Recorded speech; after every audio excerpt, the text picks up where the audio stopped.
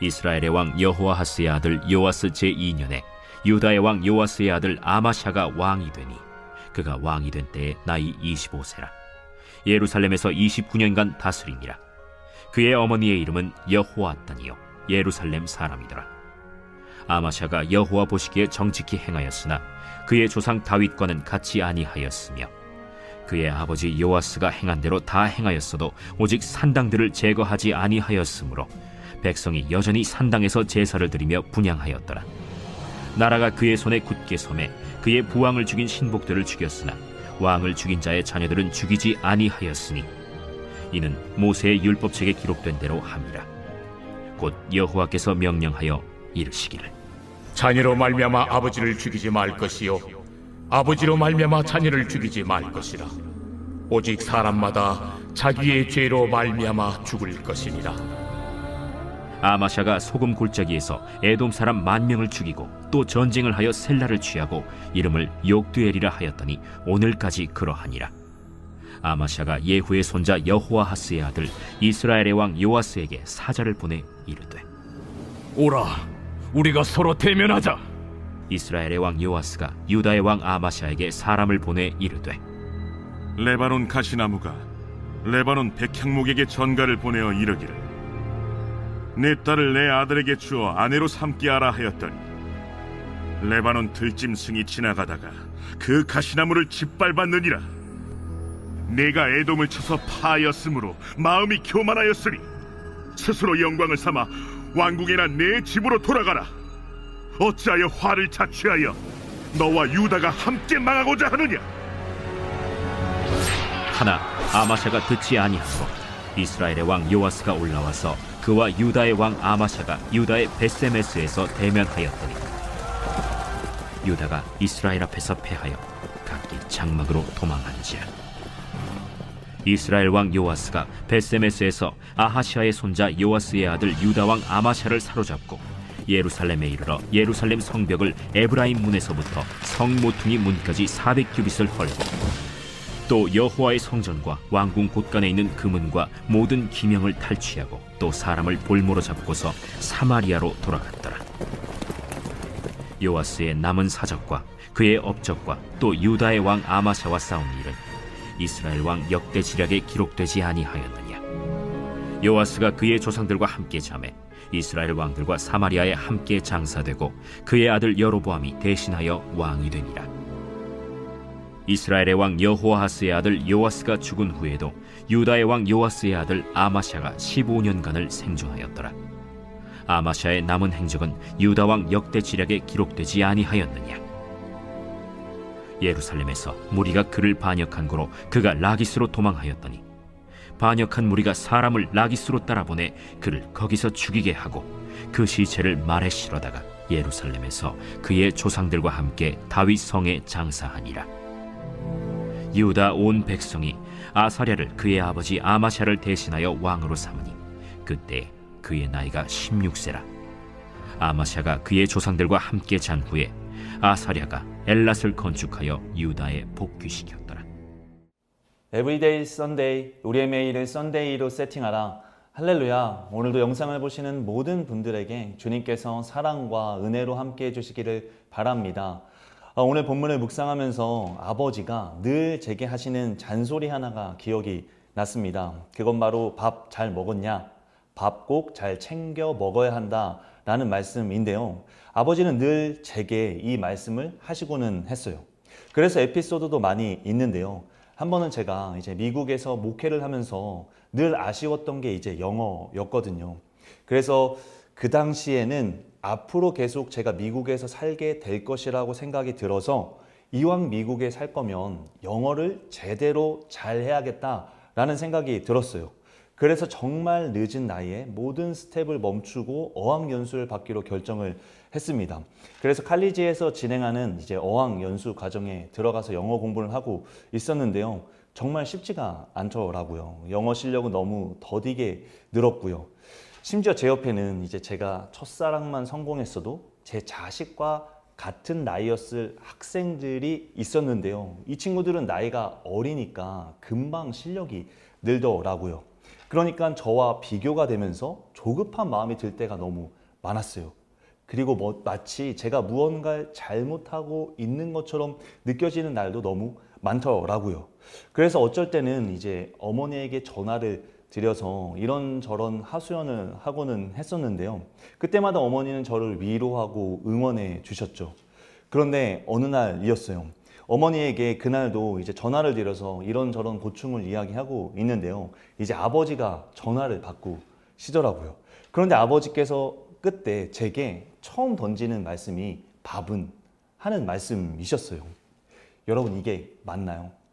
아니, 지금 저는 너무 늦은 나이에 모든 스텝을 멈추고 어학연수를 온 상황이잖아요. 이 연수의 성패가 어쩌면 곧 저의 인생의 성패가 될 수도 있는 상황이잖아요.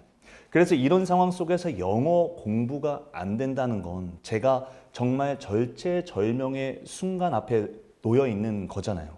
그런데 그 순간에도 아버지께서 어김없이 제게 여쭈어 보시는 게 밥을 먹었냐라니 정말 너무 어이가 없어서 실수가 나와 버리더라고요. 그래서 아버지에게 어이없어 하면서 아버지는 이런 상황에서도 밥을 먹었는지가 중요하신가요? 라고 이제 되묻게 되었죠. 그런데 정말 아버지께서 진지하게 그렇다고 말씀을 하시더라고요. 정말 이 아버지 앞에서 정말 두 손 두 발을 다 들게 되었습니다. 사실 제가 어린 아이가 아니잖아요. 제가 밥을 잘 챙겨 먹어야 한다는 사실을 모르지도 않거든요.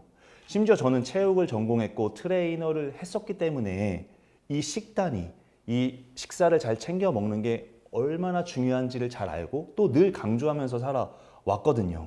그래서 이런 말씀을 아버지께 몇 번을 드렸음에도 불구하고 아버지는 언제나 한결같이 늘 밥 잘 먹었냐, 밥 잘 먹고 다녀야 한다 라는 말씀을 제게 반복해서 하시더라고요.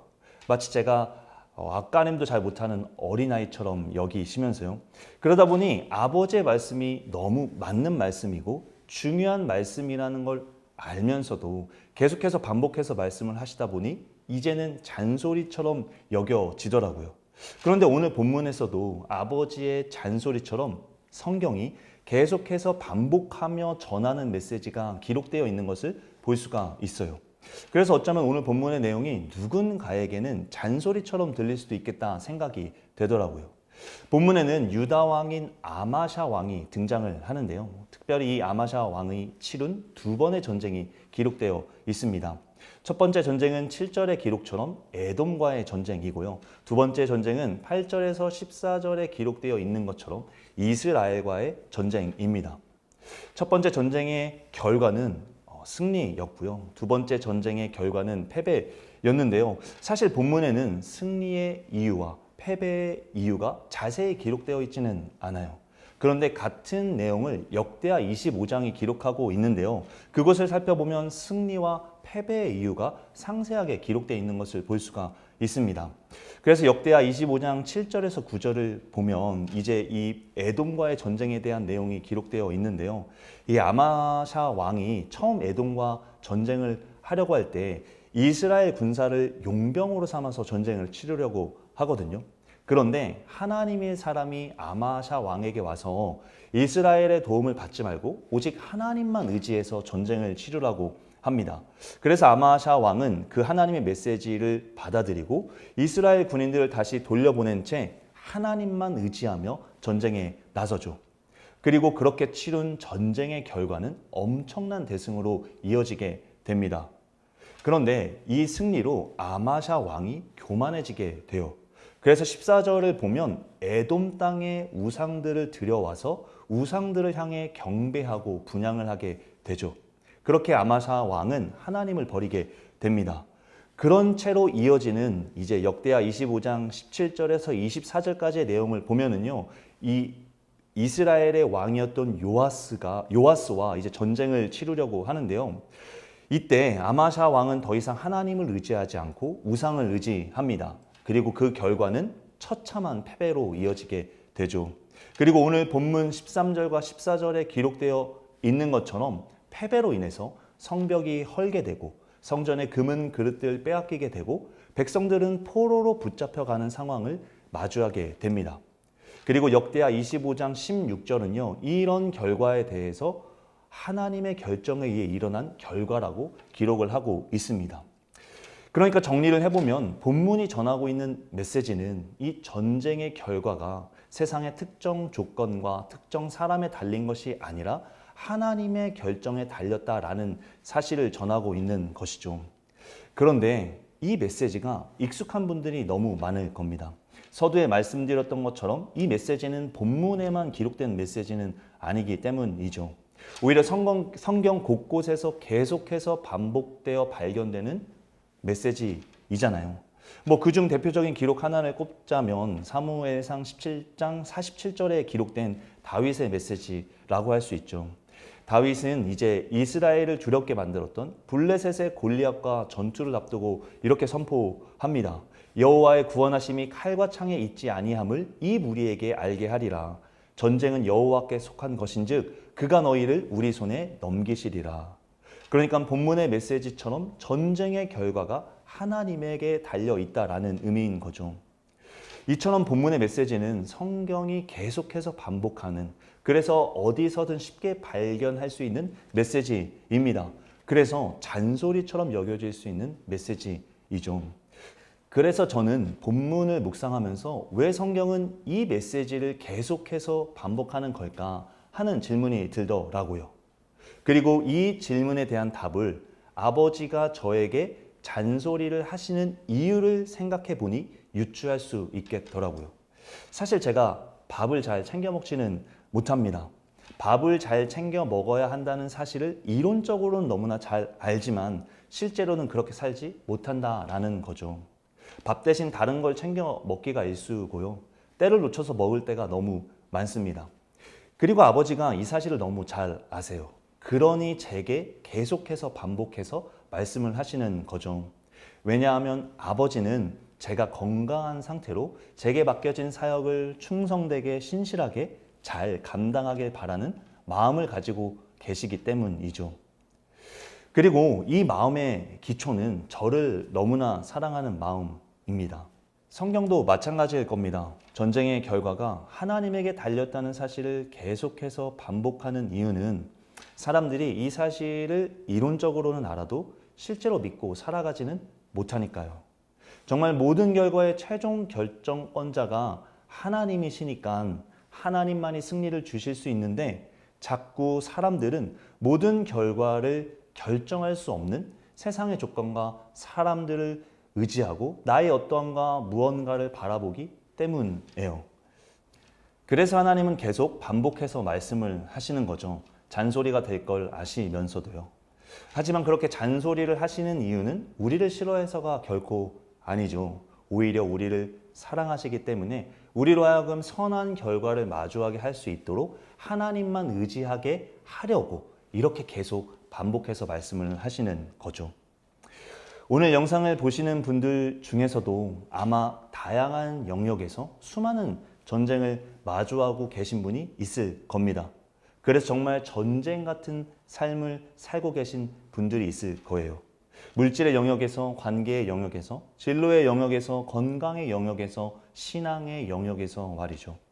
그리고 세상은 계속해서 이 전쟁의 결과가 세상의 조건과 방식에 달렸다고 말할 겁니다. 하지만 오늘 본문에 기록되어 있는 것처럼 우리의 모든 영역의 결과는 세상의 어떠함과 무언가에 달린 것이 아니라 하나님에게 달려 있습니다. 그렇기 때문에 우리는 모든 영역의 결과 앞에서 하나님께 나아가야 합니다.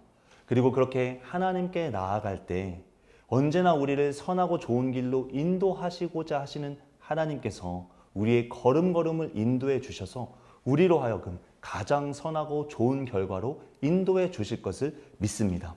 그래서 바라기는 오늘 성령님께서 우리에게 이 믿음을 굳게 주셔서 세상의 모든 전쟁 앞에서 세상의 무언가를 바라보는 것이 아니라 하나님을 바라보게 해주시고 또 하나님께 나아가게 해주셔서 하나님으로 인하여 우리가 하나님의 가장 선하고 좋은 결과로 이어질 수 있도록 성령님이 인도해 주시기를 예수 그리스도의 이름으로 소망합니다. 기도하도록 하겠습니다. 주님, 오늘도 세상의 수많은 전쟁 앞에 우리가 서 있습니다. 그리고 세상은 계속해서 세상의 특정 조건이 우리의 결과를 결정할 것이라고 말하고 있습니다.